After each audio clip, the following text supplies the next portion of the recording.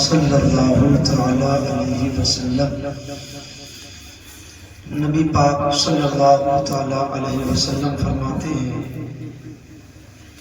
کہ جو بندہ دنیا میں مجھ پر کثرت سے درود پڑھتا ہوگا وہ کل قیامت کے روز قیامت کی دشواریوں سے اور دہشتوں سے جلد نجات پا جائے گا۔ تو نبی پاک صلی اللہ تعالی علیہ وسلم پر درود پڑھنا ہمیں قیامت کی دشواریوں سے جلد چھٹکارا دلوا دے گا۔ ایسے ہی ایک موقع پر ہمارے نبی نے یہ بھی فرمایا ہے کہ بندہ ایک مرتبہ درود نبی پڑھتا ہے، نبی پر درود پڑھتا ہے تو اللہ تعالیٰ اس کے اوپر 10 رحمتیں نازل فرما دیتا ہے، اور ایک ہی مرتبہ درود پڑھنے کی یہ برکت ہوتی ہے اس درود مصطفیٰ کے صدقے سے پڑھنے والے کے اللہ تعالیٰ 10 خطائیں معاف فرماتا ہے، 10 درجات کو بلند فرما دیتا ہے۔ بے شک تو یہ بڑی سعادت کی بات ہے کہ نبی پاک صلی اللہ تعالیٰ علیہ وسلم کے اوپر درود پڑھنے سے ہماری خطائیں معاف ہوتی ہیں۔ وہیں بزرگوں نے یہ لکھا ہے کہ انسان کے گناہ مصطفیٰ پہ درود پڑھنے سے ایسے ختم ہوتے ہیں جیسے آگ پر پانی ڈالنے سے آگ ختم ہو جاتی ہے۔ تو یہ چھوٹا سا وظیفہ ہم اگر اپنی زندگی کا معمول بنا لیں تو یہ ہمیں دنیا میں بھی کام آئے گا اور آخرت میں بھی ہمیں کام آئے گا۔ قرآن مجید کی آیت کریمہ سنیں، اللہ تعالیٰ نے ہمیں اور آپ کو فرمایا روشن و بند تاریک قبر کو روشن و منور کر دیں گے۔ تو جو چیز ساتھ آنے والی ہے اس سے ہم دور ہیں۔ جسم کی توانائیاں یہی دم توڑ دیں گی، اگر ساتھ جائیں گی تو تمہارے اور ہمارے اچھے کرتوت ہوئیں گے۔ جو کوئی تو اچھا عمل قبر میں روشنی کا انتظام کرے گا، کوئی تو اچھا عمل رب کے غضب سے ہمیں بچائے گا، کوئی تو اچھا عمل مصطفیٰ کی شفاعت کا حقدار بنائے گا، کوئی تو اچھا عمل مصطفیٰ کے جلوے دکھا کر کے یہ کہلوائے گا کہ یہی تو وہ ہے جن کی پتیاں ان لبوں کی نزاکت پہ لاکھوں سلام۔ مصطفیٰ فرما رہے تھے اے میرے امتیوں سنو، الدنیا مزرع الآخرہ، یہ دنیا آخرت کی کھیتی ہے، جیسا بوؤ گے ویسا کاٹو گے۔ مفسرین محدثین نے تشریح کرتے ہوئے ہمیں آگاہ فرمایا ہے اس دنیا میں رہ کر کے اگر نماز کا بیج ڈالو گے فصل نماز وہاں پاؤ گے، روزے کا بیج ڈالو گے فصل روزہ وہاں پاؤ گے، زکوٰۃ کا بیج ڈالو گے فصل زکوٰۃ وہاں پاؤ گے، حج کا بیج ڈالو گے فصل حج وہاں پاؤ گے۔ جیسے کرتوت ہوگے اللہ تعالیٰ تمہیں تمہارے عمل کے ذریعے سے ویسے ہی تمہیں اجر عطا فرمائے گا، ویسے ہی تمہیں جزا عطا فرمائے گا۔ اور رب کا وعدہ ہے ایمان لانے کے بعد جس نے عمل صالح کیے ہیں اللہ انہیں جنت فردوس کا والی بنا دے۔ ایمان لانے کے بعد جس نے عمل صالح کیے ہیں اسے اللہ جنت الفردوس کا والی بنا دے گا۔ نبی پاک صلی اللہ تعالی علیہ وسلم نے ایک موقع پہ فرمایا تھا قیامت، فرمایا تھا کہ قبر کے جو حالات میں جانتا ہوں اگر تم جانو تو تم اپنے گھروں کو چھوڑ کر جنگلوں میں نکل کر سجدہ ریز ہو جاؤ۔ ایک موقع پر مفہوم حدیث کچھ اس انداز سے موجود ہے، فرمایا تھا کہ قبر کے جو حالات میں جانتا ہوں اگر میں وہ حالات تمہیں بتا دوں تو مجھے خوف ہے کہ تم اپنے مردوں کو دفنانا بند کر دو۔ یہ نبی پاک نے فرمایا تھا۔ کسی عالم کی بات ہوتی تو شاید آپ کو ایک مرتبہ شک ہوتا، کسی عالم کی لکھی ہوئی کتاب کی میں حکایت سناتا تو شاید آپ سوچتے شاید مولویوں نے یوں ہی لکھ دیا ہے کہ آج کا تو مسئلہ ہی یہی بن گیا ہے۔ آج حق سننے کے باوجود بھی لوگوں کو شک ہوتا ہے، جبکہ نبی پاک فرما رہے ہیں کہ قبر کے جو معاملات میں جانتا ہوں اگر میں آپ کو بتاؤں، میں اپنی امت کو بتاؤں تو مجھے ڈر ہے اس بات کا کہ یہ اپنے مردوں کو دفنانا بند کر دیں گے۔ ہمیں اور آپ کو کیا لگتا ہے ہم صرف چند مٹھی ڈالنے کے بعد چلے آئے پھر مسئلہ ہی ختم ہو جاتا ہے؟ اصل زندگی کی حقیقت یہاں سے شروع ہوتی ہے۔ اصل زندگی ایک جانے والے کی یہاں سے شروع ہوتی ہے، یہاں اسے آنے کے بعد پتہ چلتا ہے کہ زندگی کی اصل کارنامے کیا تھے اور زندگی کی اصل موج کیا تھی، کون کتنا بڑا دھرتی کے اوپر سورما تھا اور کون کتنا بڑا دھرتی کے اوپر پارسا تھا۔ اس کی زندگی کے راز یہاں سے شروع ہوتے ہیں۔ یہ اصل گھر ہے جس کی شروعات یہاں سے ہوتی ہے۔ نبی پاک صلی اللہ علیہ وسلم کا احسان ہے، بہت عظیم احسان ہے۔ اللہ نے سب سے پہلے انسان حضرت آدم علیہ السلام کو بنایا تھا، محبوب کے صدقے احسان فرما کر ہمیں انسان بنایا، اور پھر رب کا احسان بالائی احسان یہ ہے اس نے انسانوں میں بھی ہمیں مسلمان بنایا۔ انسان تو وہ بھی ہے جو کلمہ نہیں پڑھتے، کیونکہ یہ رب کا احسان نہیں ہے کہ اس نے ہمیں انسان بھی بنایا اور انسان بنا کے مسلمان بھی بنایا، اور پھر سب سے بڑا احسان رب کا یہ ہے کہ اس نے اپنے آخری نبی کا امتی بنایا۔ یہ سب سے بڑا احسان ہے، آخری نبی کا امتی بنایا۔ نبیوں نے التجائے کی تھی کہ اللہ ہمیں آخری نبی کا امتی بنا دینا، نبیوں نے، یہ کتابوں میں آئی حدیثوں میں بات، نبیوں نے دعائیں کی تھی کہ ہمیں اپنا آخری نبی کا امتی بنا دینا۔ ہم نے تو کوئی دعا نہیں کی تھی، پھر بھی اس نے احسان فرما کے آخری نبی کا امتی بنا دیا۔ یہ کم بڑا احسان ہے؟ تیرا میرا تذکرہ قرآن میں رب نے یوں فرمایا، کنتم خیر امت اخرجت للناس تأمرون بالمعروف وتنہون عن المنکر۔ فرمایا محبوب تو مجھے سارے نبیوں میں بڑا پسند ہے، اور تجھ سے پیار کرنے والا تمام نبیوں کی امتیوں سے بھی وہ امتی مجھے سب سے زیادہ پسند ہے۔ یہ کم بڑا احسان ہے؟ اس نبی نے ایک موقع پر ایک صحابی رسول کی نزا کا وقت تھا، موت ان کے اوپر قریب تھی، نبی پاک تشریف لے گئے انہیں دیکھنے کے لیے۔ حضرت نبی پاک جب تشریف لے گئے تو نبی پاک نے ملک الموت کو سامنے کھڑا دیکھا کہ یہ ملک الموت جو روح نکالنے کے کام کرتے ہیں وہ فرشتہ ان صحابی رسول کی سرحانے ان کی روح قبض کرنے کے لیے کھڑے ہوئے ہیں۔ ایسے موقع پر بھی نبی پاک نے کیا فرمایا تھا سنو، فرمایا میرے نبی نے، اے ملک الموت یہ میرا صحابی ہے، ذرا آسانی اور نرمی سے روح نکالنا۔ ملک الموت کا جملہ تیرے اور میرے لیے کیا تھا؟ یا رسول اللہ یہ تو صحابی ہے، میں تو ہر مومن کی روح بڑی آسانی سے نکالتا ہوں۔ یہ کیا کم بڑی بات ہے؟ اتنے کرم اور اتنے احسان اس رب کے محبوب کے کہ دنیا میں بھی اس نے پوری زندگی اگر دعائیں کی ہے تو تیری میری بخشش کی دعائیں کی ہے، اور دنیا سے جانے کے بعد بھی محدثین نے لکھا ہے کہ صحابی رسول نے سنا تھا جاتے جاتے بھی نبی کے ہونٹوں پہ اگر کچھ دعا تھی تو تیرے میرے لیے دعا تھی، اور قبر میں بھی مصطفیٰ کے جلوے دکھائے جائیں گے، وہاں بھی نبی اپنی امتوں کی مدد کے لیے اپنے غلاموں کی مدد کے لیے تشریف لائیں گے۔ جو نبی دنیا میں ہمارے لیے دعائیں کرتا رہا، آخرت میں ہمارے لیے جو بے چین رہے گا کہ ہمارا فریضہ نہیں بنتا کہ ہم اس کی ادائیں اپنائیں، ہم ان کے طریقے پہ چلیں، ہم ان کی باتوں کو مانیں، ہم ان کی زندگی ان کی ذات پہ فنا کر دیں، ان کے ناموس پر اپنا سب کچھ قربان کر دیں۔ اور جس نے بھی مصطفیٰ کے ناموس پر سب کچھ قربان کیا ہے پھر اللہ نے اسے رسوا نہیں کیا ہے، اسے اللہ نے دونوں جہاں کا بادشاہ بنا دیا ہے۔ ہم صرف زبان سے کہتے ہیں کہ اپنا سب کچھ گنبد خضرا کل بھی تھا اور آج بھی ہے، اگر یقیناً دل یہ بولنے لگے اور دل کی دنیا اسی راہ پہ لگ جائے تو مصطفیٰ کریم علیہ الصلوۃ والتسلیم اس بندے سے راضی بھی ہو جائیں گے، اور جس سے مصطفیٰ راضی ہو جائیں گے اس سے خالق کائنات راضی ہو جائیں گے۔ کہ حقیقت بھی یہی ہے کہ اپنا سب کچھ گنبد خضرا کل بھی تھا اور آج بھی ہے، پیارے نبی سے پیارا رشتہ کل بھی تھا اور آج بھی ہے۔ یہ کم بڑی سعادت کی بات نہیں ہے کہ مصطفیٰ نے ہمارے ہاتھوں میں اپنے محبوب کا دامن عطا فرمایا ہے۔ ہم اس پہ فکر کریں اور غور کریں کہ اللہ تعالیٰ نے کتنا مقام ہمارا بلند کیا ہے۔ اس نے فرمایا ہے کہ عزت اللہ کے لیے ہے، عزت رسول کے لیے ہے، اور عزت مومنوں کے لیے ہے۔ تو پھر ہم اپنے آپ کو ذلیل کیوں کر رہے ہیں کہ ہم دوسروں کی طرح اپنے چہرے رکھ رہے ہیں، دوسروں کی طرح ہم لباس پہن رہے ہیں، دوسروں کی طرح ہم کھانے کھا رہے ہیں، دوسروں کی طرح ہم بیاہیں رچا رہے ہیں؟ تو ہمیں تو چاہیے کہ ہمارا بیاہ بھی مصطفیٰ کی سنت کے مطابق ہو، ہمارے چہرے بھی مصطفیٰ کی سنت کے مطابق ہو، ہمارے لباس بھی مصطفیٰ کی سنت کے مطابق ہو، ہمارا تو بولنا بھی مصطفیٰ کے ڈھنگ کے مطابق ہو، ہمارا تو چلنا بھی مصطفیٰ کی اداؤں کے مطابق ہو۔ جو اپنی زندگی زندگی میں مصطفیٰ کی ادائیں لاتا ہے تو پھر وہ بندہ کوئی غیر معلوم بندہ نہیں رہتا ہے، وہ بندہ پھر دنیا میں ایک ایسی شان والا بندہ ہوتا ہے کہ اللہ وحدہ لا شریک اسے اپنا قریبی بندہ بنا لیتا ہے، اور اسے دنیا میں بھی شان عطا فرماتا ہے، اسے آخرت میں بھی شان عطا فرماتا ہے۔ تو ہمیں یہ چاہیے کہ ہم اپنی زندگی کے طور طریقے بدلیں، ہم اپنی زندگی کے کارنامے بدلیں اور ہم اپنے رب کو راضی کریں، رب کو راضی کریں۔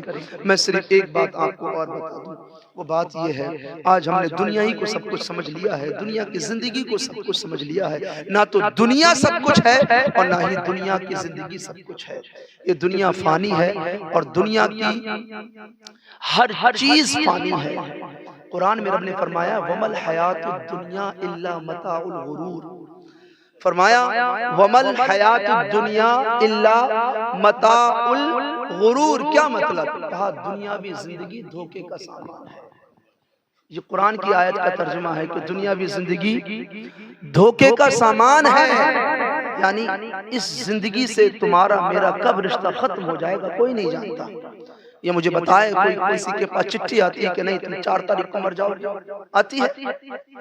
کسی کے پاس خط آتا ہے کہ نہیں ابھی تو تم جوان ہو، ابھی تو تم 50 سال جیو گے؟ آگاہ اپنی موت سے کوئی بشر نہیں، سامان 100 برس کا ہے، پل کی خبر نہیں۔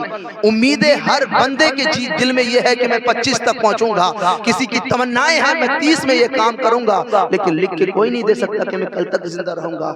یعنی کتنے ایسے ہیں جنہوں نے نکلتا سورج تو دیکھا ہے لیکن ڈوبتا سورج نہ دیکھ سکے، کتنے ایسے بھی ہیں جنہوں نے ڈوبتا سورج تو دیکھا ہے لیکن نکلتا سورج نہ دیکھ سکے ہیں۔ اور اس زندگی سے رشتہ کٹنے کے بعد جو اصل زندگی وہاں کی شروع ہوتی ہے، اس زندگی کا کوئی ڈی اینڈ نہیں ہے، وہ ختم ہونے والی نہیں ہے، وہ ہمیشہ رہنے والی زندگی ہے۔ اچھے اعمال کے ذریعے نعمتوں والی زندگی ملے گی اور برے اعمال کے ذریعے زندگی جہنم میں یہ زندگی جہنم میں ڈال دی جائے گی۔ اس لیے صاحبوں میرے نبی نے فرمایا دنیا میں نبی آتے رہے اور سب سے پہلے نبی آدم آئے تھے، ان کی اولادیں ہوئی، زمین پہ آنے کے بعد انہی کی اولاد جن کا نام ایک کا نام حابیل ہے، سب سے پہلے دنیا میں اسی کی موت ہوئی تھی جس کا نام تھا حابیل۔ دنیا میں سب سے پہلے جس انسان کو موت آئی ہے، جسے قبر میں دفنایا گیا ہے، اس کا نام حابیل ہے جس کو موت آئی تھی۔ وہاں سے موت کا سلسلہ شروع ہوا، دنیا میں اولادیں آئیں، ایک کے بعد دیگر اپنا وقت مقررہ کاٹتے ہوئے جاتے رہے، دنیا سے ختم ہو گیا۔ ہر نبی بندوں کو اپنی امت کو راہ حق دکھاتا رہا۔ ہمارے نبی نے بھی ظلمتوں کو دور کر کے ایمان اور نور کا اجالا پھیلایا۔ نبی دنیا سے تشریف لے گئے، اس کے بعد نبی کے وارثین علماء کی شکل میں دنیا میں موجود ہوئے، اللہ کے ولی دنیا میں موجود ہوئے۔ ہر ولی اپنے غلاموں کو، اپنے ماننے والوں کو، اللہ کے بندوں کو اللہ کے راہ حق پر لگاتا رہا، انہیں صراط مستقیم دکھاتا رہا۔ دنیا میں جتنے بھی ولی آئے سب کا ایک ہی معمول تھا کہ اللہ کو بندوں کو اللہ کے راستے پہ انہیں لانا۔ غوث پاک نے یہی کیا، اللہ کے بندوں کو اللہ کے راستے سے جوڑا۔ خواجہ غریب نواز بھی اللہ کے بندوں کو اللہ کے راستے سے جوڑتے رہے۔ بابا فرید الدین گنج شکر رحمت اللہ تعالیٰ علیہ ہو، صابر پاک ہوں، شاچی میاں ہوں، دنیا کا ہر ولی اور قیامت تک آنے والا ہر ولی اللہ کے بندوں کو اللہ کے راستے سے جوڑتا رہا، انہیں بتاتا رہا کہ یہ راہ حق ہے، یہ جہنم میں جانے والا راستہ ہے۔ لیکن اللہ نے بندوں کو مجبور نہیں بنایا، انہیں مختار بنایا، انہیں قادر بنایا۔ علماء دنیا میں آ کر کے تمہارے مسجدوں کے امام تمہیں یہی بتاتے رہے راہ حق یہ ہے، جہنم میں جانے والا راستہ یہ ہے، اسلام کے قوانین یہ ہے، اسلام سے ہٹ کر زندگی گزارنے والے طور طریقے یہ ہیں۔ یہ راستہ تمہیں اللہ کا محبوب بندہ بناتا ہے، یہ راستہ تمہیں اللہ کے تیار کرتا جہنم کی جانب لے جاتا ہے۔ یہ چیزیں اماموں کے ذریعے، علماء کے ذریعے اور تمہیں حفاظوں کے ذریعے پتہ چلتی رہی، تمہیں دین سیکھنے والے یہی بتاتے رہے راہ حق یہ ہے، جہنم کی جانے والا راستہ یہ ہے۔ لیکن کوئی ہاتھ پکڑ کے ذمہ داری داری کسی کی نہیں ہے، نہ کسی امام کی یہ ذمہ داری ہے تمہیں ہاتھ پکڑ کے چلا ہے، نہ کسی عالم کی یہ ذمہ داری ہے تمہیں ہاتھ پکڑ کے چلا ہے۔ اس مضمون کو یاد رکھتے ہوئے اپنے نبی کا فرمان سنو، مصطفیٰ کریم کیا فرماتے ہیں؟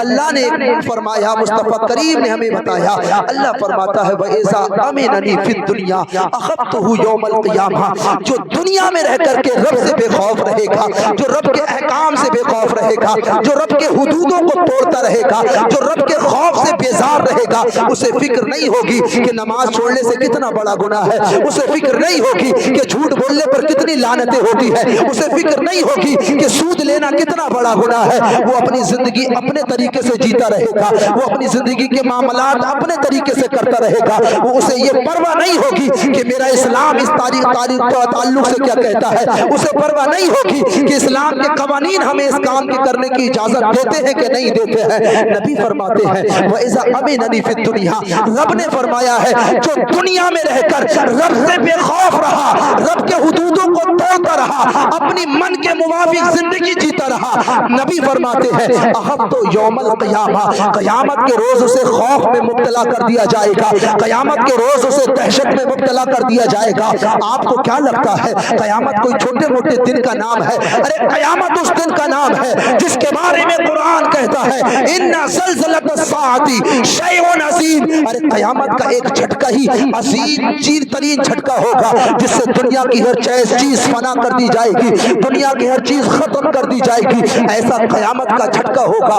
اس دن میں اللہ تعالیٰ ایسے بندے کو خوف میں مبتلا کرے گا۔ پھر نبی نے آگے یہ بھی فرمایا ہے وَإِذَا خَافَنِي فِي الدُّنْيَا، جو بندہ دنیا میں رہ کر کے اللہ کا خوف اپنے سینے میں رکھتا ہے، جو انسان دنیا میں رہ کر کے اسلام کے حدود کے مطابق زندگی گزارتا ہے، اسے خوف لگتا ہے کہ میں نماز چھوڑوں گا میں جہنم میں ڈال دیا جاؤں گا، جب اسے یہ خوف ستاتا ہے میں جھوٹ بولوں گا اللہ کی لعنت میرے اوپر ہوگی، جب اسے یہ خوف ستاتا ہے میں رشوت لوں گا، اسلام کا قانون مجھے منع کرتا ہے، میں حدود اسلام کو توڑوں گا، اللہ مجھ سے ناراض ہوگا، جب یہ خوف لے کر کے کوئی دنیا میں جیتا ہے، نبی فرماتے ہیں وَأَمَنْتُهُ فِي الدُّنْيَا أَمَنْتُهُ يَوْمَ الْقِيَامَةِ، ایسا بندہ نبی نے فرمایا، اللہ فرما رہا تھا کہ میں ایسے بندے کو ایسے وقت میں جب نفسی نفسی کا عالم ہوگا، کوئی کسی کا پرسان حال نہ ہوگا، بھائی بھائی سے بھاگتا ہوگا، بھائی بیٹے سے بھاگتا ہوگا، ایسا کوئی مسئلہ نہ ہوگا،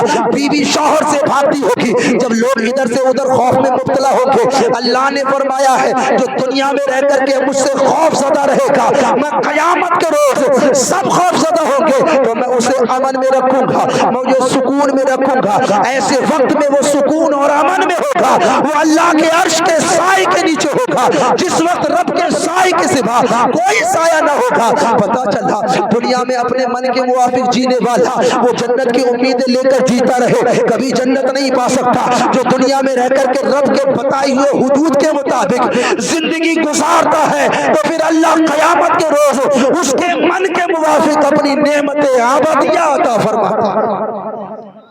جو بندہ دنیا میں رہ کر کے رب کے احکام کے مطابق زندگی گزارتا ہے تو اللہ تعالیٰ اسے قیامت میں اس کے من کے موافق نعمتیں ابدیہ عطا فرماتا ہے۔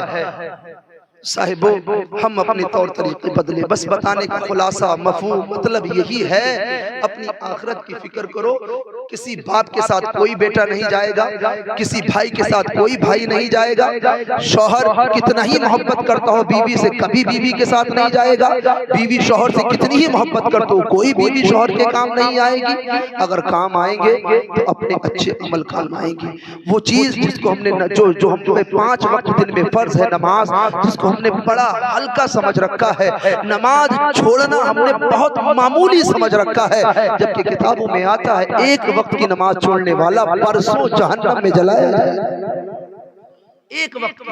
اور ہم تو جمعے والے ہیں، اللہ ماشاءاللہ سب کے لیے نہیں میں آپ کو کہہ رہا ہوں، کچھ تو ایسے بھی ہیں جو جمعہ کا رخ مسجد کی جانب کرتے ہیں، تو یاد رکھنا یہ جمعہ کی نمازیں پڑھنے والے اگر ان کے خیال میں یہ ہے کہ ہم شاید جمعہ کی نماز پڑھ کے بخش دیے جائیں گے تو یقیناً کبھی ایسا نہیں ہو سکتا۔ نبی پاک نے فرمایا ہے ایک وقت کی نماز چھوڑنے والے کا حشر قارون اور حامان اور فرعون جیسے بدترین کافروں کے ساتھ کیا جائے گا۔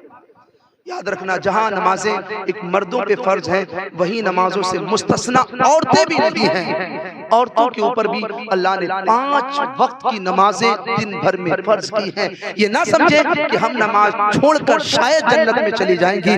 جہاں نماز چھوڑنے والے مرد جہنم کا رخ اختیار کریں گے وہی نماز چھوڑنے والی عورتیں بھی جہنم کا رخ اختیار کریں گی. اس لیے ضرورت ہے سب سے پہلے آپ نمازوں کو اپنی زندگی کا حصہ بنائیں, عمل خیر کو اپنی زندگی کا حصہ بنائیں. دنیا کی ترقی کے ساتھ ساتھ آخرت کی ترقیوں کو مد نظر رکھیں کہ میں آخرت میں رب کی رسوائیوں سے کیسے بچوں گا, رب کے پکڑ سے کیسے بچوں گا.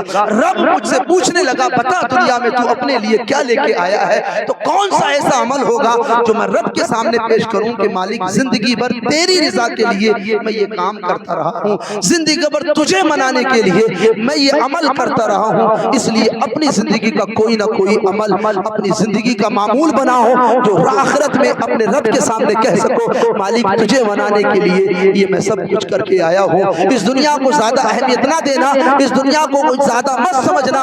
اس دنیا کی حقیقت مصطفیٰ کے قول کے مطابق مچھر کے پر کے برابر بھی نہیں ہے. اگر اس دنیا کی حقیقت مصطفیٰ کے قول کے مطابق مچھر کے پر کے برابر ہوتی تو اللہ تعالیٰ اس دنیا سے کسی کافر کو ایک گھونٹ پانی نہیں پلا سکتا, نہیں دیتا. پتہ چلا دنیا ایک گھٹیا چیز کا نام ہے. دنیا کی ترقی کوئی اصل ترقی نہیں ہے, آخرت کی ترقی ہی اصل ترقی ہے. اور آخرت کی ترقی کے مدار یہ ہے کہ اللہ تعالیٰ نے جتنے کام ہم پر فرض کیے ہیں ان کاموں کو ہم بجا لائیں. جن کاموں سے ہمیں رکنے کا حکم دیا ہے ہم ان کاموں سے رک جائیں تو ہم دنیا کے بھی کامیاب ہیں اور آخرت کے بھی کامیاب ہیں. بس اتنا یاد رکھنا زندگی کے ہیں 2 جہاں, ایک یہ جہاں ایک وہ جہاں. ان دونوں جہاں کے بیچ میں بس فاصلہ ہے ایک سانس کا. اگر چلتی رہے تو یہ جہاں اور رک جائے تو وہ جہاں. تو سانسوں کی اس مالا میں رنگ بھر دو عشق رسول کا, سانسوں کی اس مالا میں موتی پرو دو درود کا. پھر یہ جہاں کیا وہ جہاں ساتھ ہوں گے محبوب 2 جہاں. سبحان اللہ.